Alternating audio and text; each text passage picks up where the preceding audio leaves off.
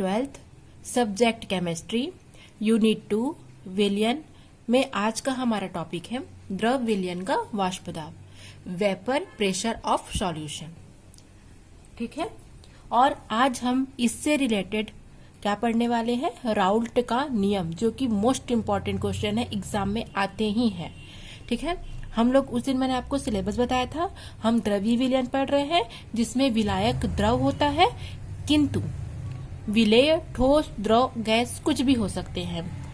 तो उस दिन हमने गैस द्रव विलयन का हेनरी का नियम पढ़ा था, जिसमें विलायक द्रव और विलेय गैस होता है। ठीक है, आज हम लोग द्रवीय विलयन के बारे में पढ़ेंगे, जिसमें विलायक और विलेय दोनों की अवस्थाएं द्रव में होंगी।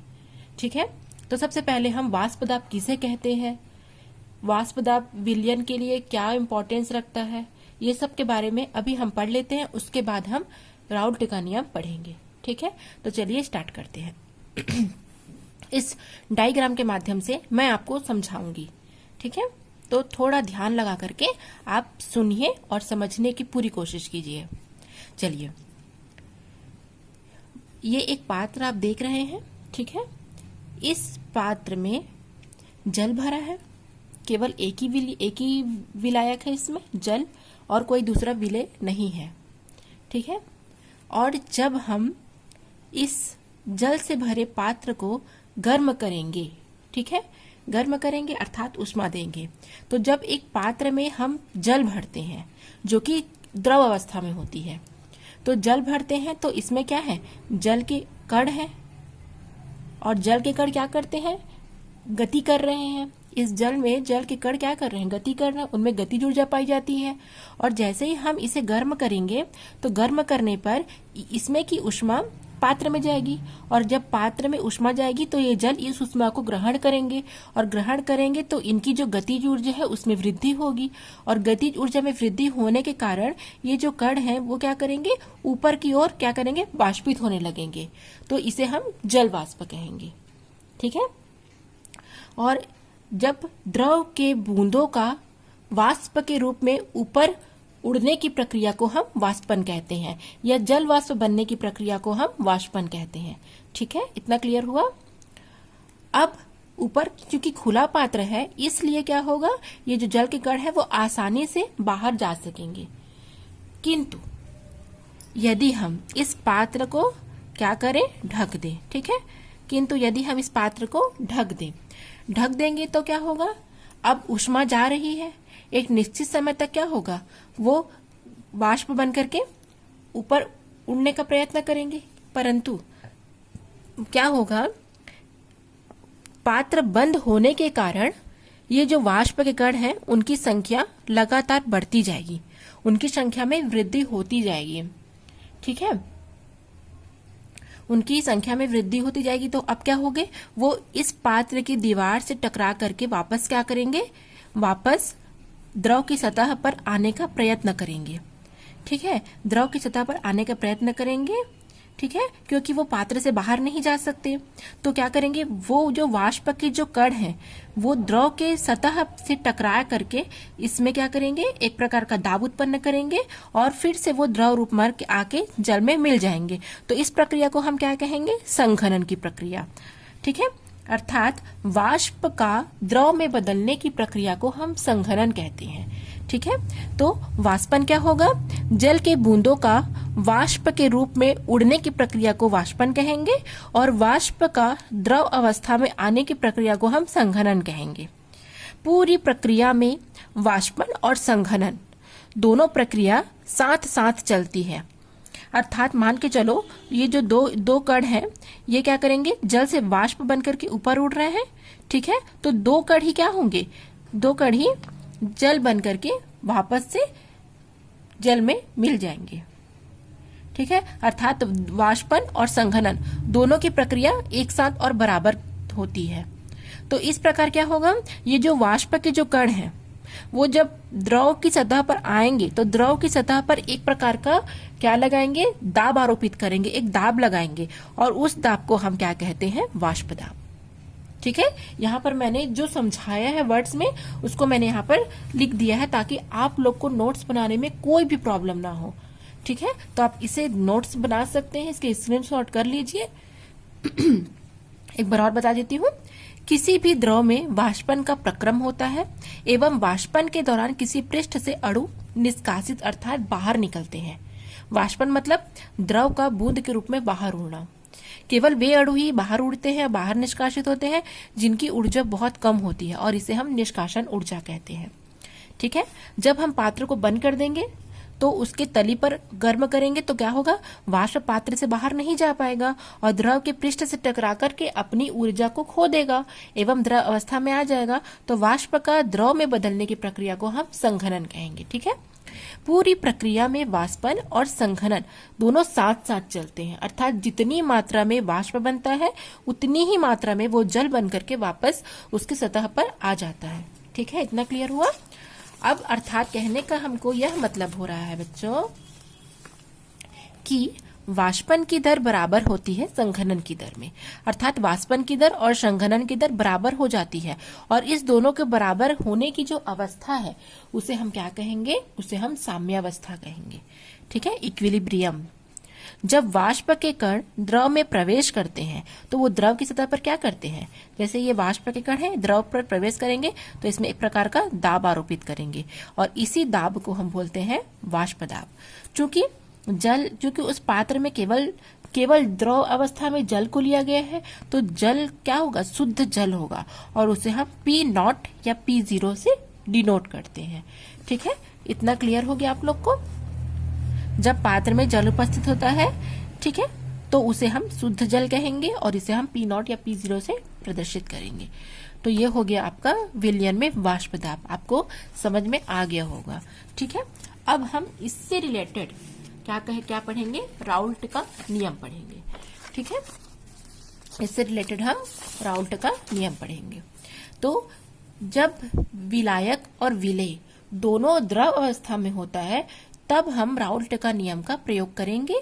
तो ये चूंकि हम द्रवी विलयन के अंतर्गत आज द्रव विलयन में हम पढ़ रहे हैं राउल्ट का नियम, इसलिए इसमें विलेय और विलायक दोनों की अवस्था होगी, वो क्या होंगी, वो द्रव अवस्था होंगी। ठीक है, तो पहला देखेंगे हम वाष्पशील विलेय युक्त विलयन के लिए, अर्थात विलेय और विलायक दोनों द्रव में होंगे और दोनों वाष्पशील होंगे। ठीक है, वाष्पशील मतलब आसानी से वाष्पित हो जाने वालों को वाष्पशील कहा जाता है। अगर मान के चलो ये बर्तन का पात्र को, यदि हम पात्र का ढक्कन को अगर हम नहीं ढकेंगे, इसे खुला छोड़ देंगे तो सारे के सारे जो द्रव अवस्था में है वो क्या होंगे, वाष्पित हो जाएंगे, तो इसे हम वाष्पशील कहेंगे। तो चलिए इसे हम स्टार्ट करते हैं। इंपॉर्टेंट क्वेश्चन है, एग्जाम में पूछे जाते हैं, तो आपको बहुत ध्यान से समझना है और एग्जाम में सही सही लिखना है। ठीक है, आप देख रहे हैं यहाँ पर एक पात्र लिया गया है, इस पात्र में दो मिश्रणीय द्रव है। ठीक है, एक दोनों लिक्विड स्टेट में है, एक विलायक है जो वाष्पशील है और एक विलेय है जो वाष्पशील है। ठीक है, और वाष्पशील विलायक को हम A से दर्शाते हैं और वाष्पशील विलेय को हम B से दर्शाते हैं। मैं यहाँ जितना सेंटेंस बोल रही हूँ सबको मैंने शब्दों में लिखा है।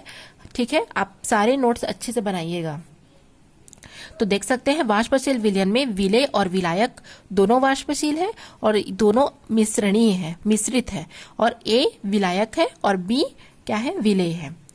ठीक है, और जब क्या होगा, जब हम पात्र को बंद कर देंगे, ठीक है, पात्र बंद कर देंगे और नीचे से इसे अगर हम क्या करेंगे, नीचे से यदि हम इसे गर्म करेंगे तो गर्म करने पर क्या होगा, ये जो विलेय है B के कण और जो विलायक है A के कण वो वाष्पित होने की कोशिश करेंगे, बाहर जाने की कोशिश करेंगे और पात्र से टकराकर इसकी सतह पर एक वाष्प दाब लगाएंगे। ठीक है, तो A विलायक का वाष्प दाब PA है और B विलेय का वाष्प दाब PB है। इतना क्लियर हुआ।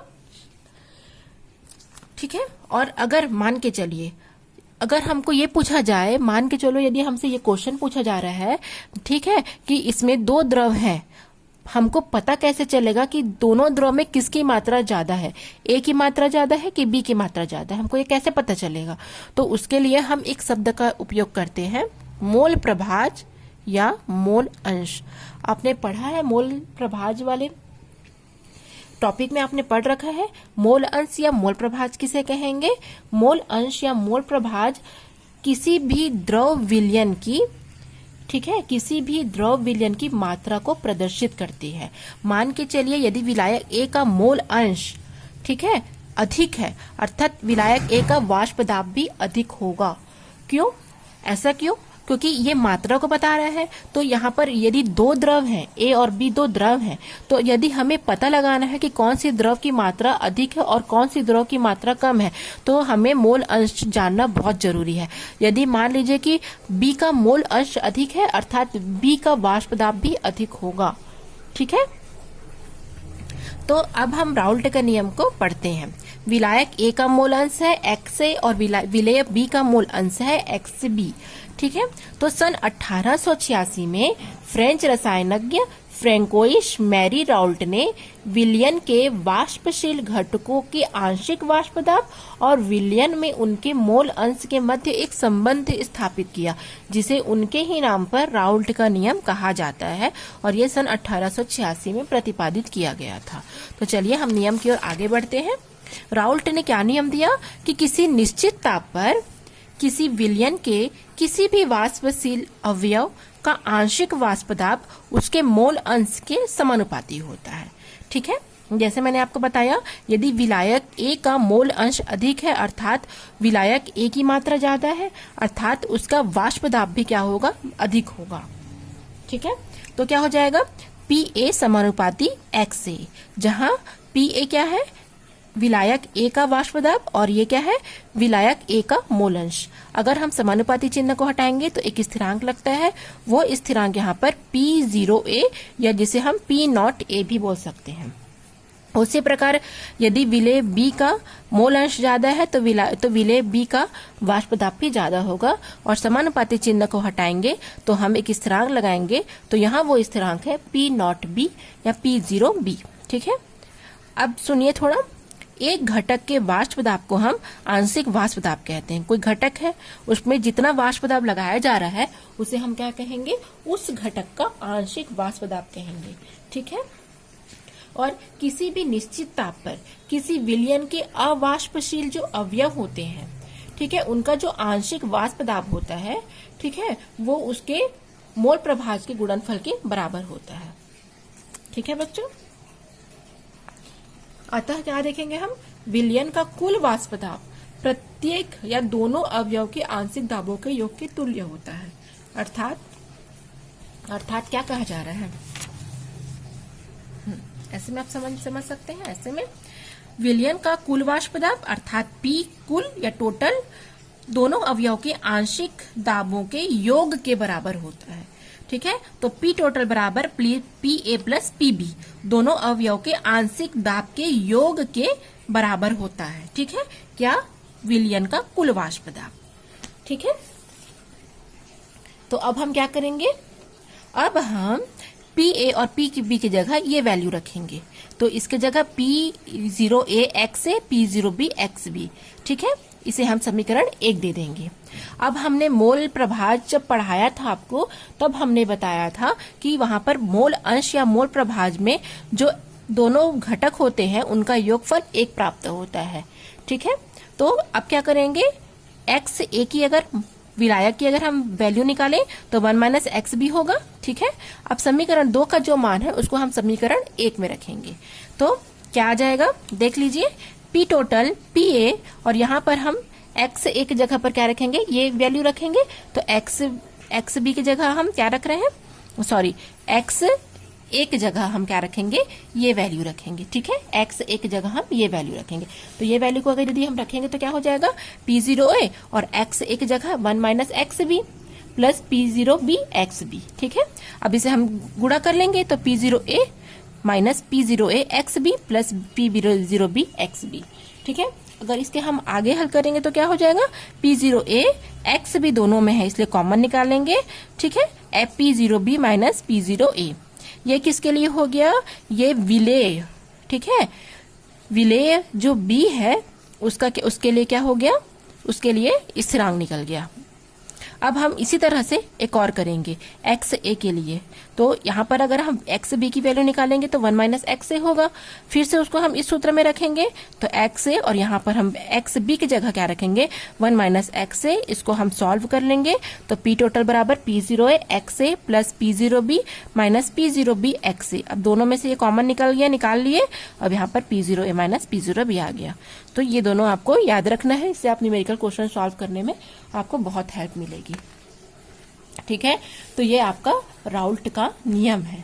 अगला जो वीडियो हम कल पढ़ेंगे वो अवाष्पशील विलयन के लिए राउल्ट का नियम पढ़ेंगे। ठीक है, चलिए, तो अगर आपको वीडियो अच्छी लगी तो प्लीज लाइक और सब्सक्राइब कीजिएगा। Thank you.